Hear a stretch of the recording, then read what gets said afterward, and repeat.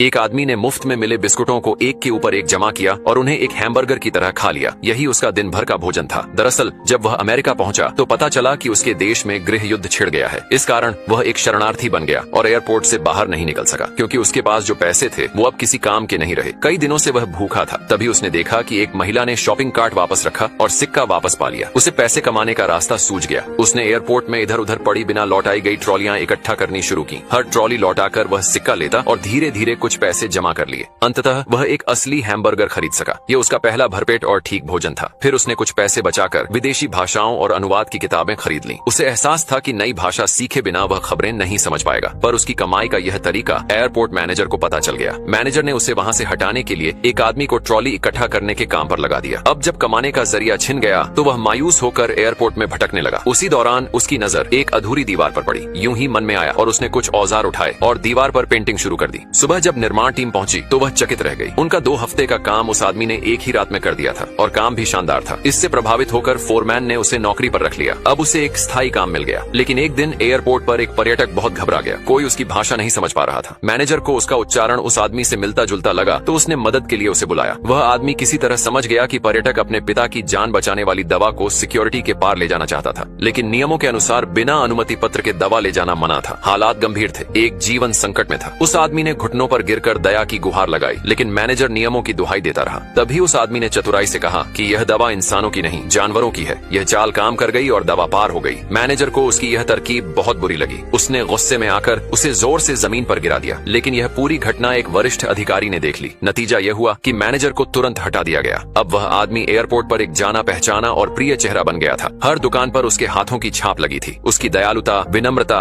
और ईमानदारी ने सभी को प्रभावित किया। क्या आप नहीं मानते कि ऐसा इंसान सच में सराहना के काबिल है?